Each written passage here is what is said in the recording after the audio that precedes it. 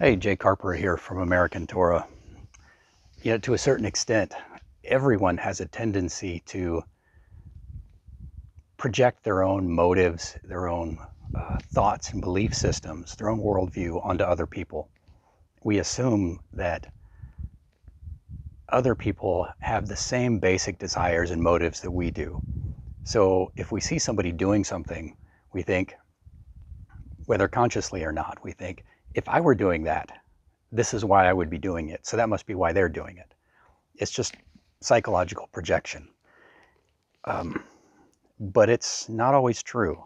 Let me read to you from Proverbs 17, verse 20. He who has a deceitful heart finds no good, and he who has a perverse tongue falls into evil. If you have a deceitful heart, you're going to find deceit around you. You're going to assume that other people are being deceitful. If someone is always suspicious, always assuming that other people are scheming, chances are they're scheming themselves. If someone always assumes that people are trying to rob them, then they're probably either stingy or prone to theft themselves.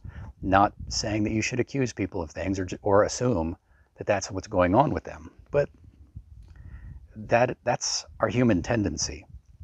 Now, Solomon's words here are echoed by Yeshua in Mark chapter 7, verse 15. If you remember, the Pharisees saw Yeshua and his disciples walking through a field. The disciples were picking grain and eating it with unwashed hands. It's possible I'm getting two different stories mixed up, but they were eating with unwashed hands. And they had a tradition that you're supposed to wash your hands before you eat, and if you don't, it could defile your food.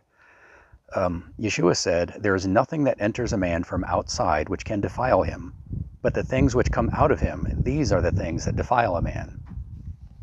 Yeshua took the opportunity of them objecting to a Pharisaical tradition to turn it around and talk about something else. He wasn't talking about food or washing hands or anything else that you actually put into your mouth. He was talking about the things that actually defile your soul.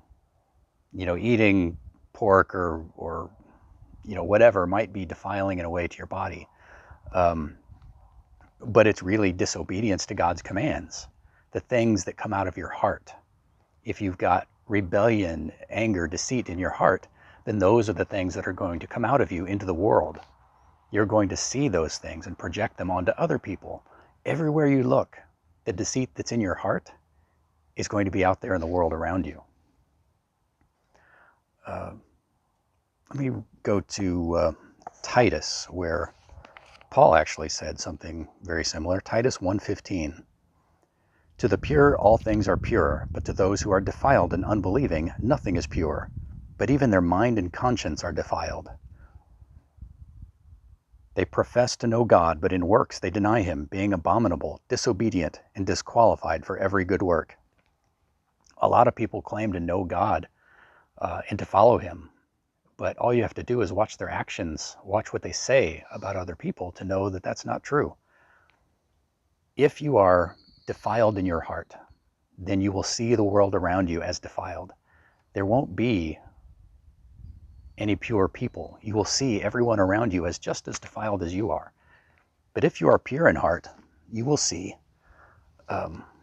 purity, goodness in the world around you. You will tend to give people the benefit of the doubt, assume that their motives are better than they might actually be. We see this all the time.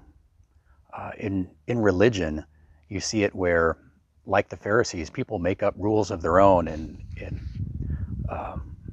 say that other people are going to hell or disobeying God because they're not obeying this person or that person's idea of what people ought to be doing.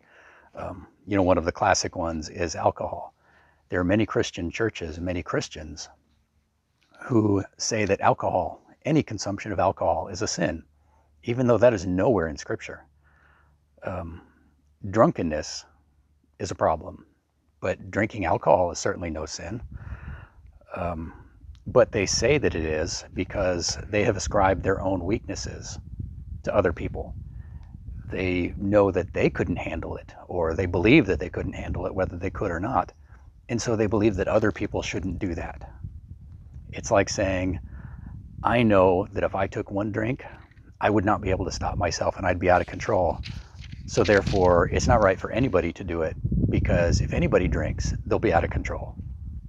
It's not really true.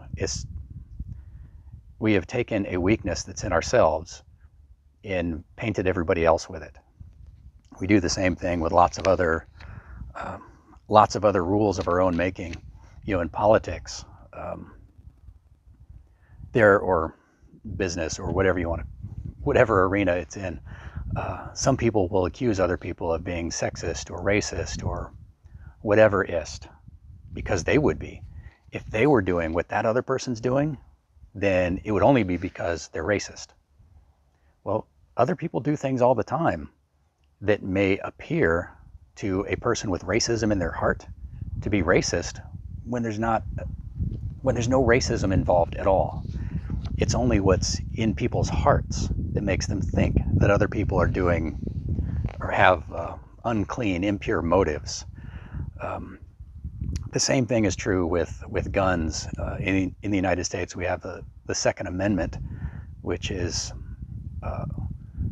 a rule in the Constitution that says individual people are allowed to own firearms.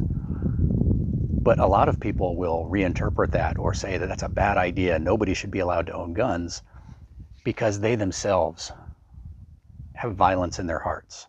They don't trust themselves with guns, so they don't trust other people with guns either. And it's just projection. It's because they have violence and hatred in their own hearts, and they assume that everybody else does too.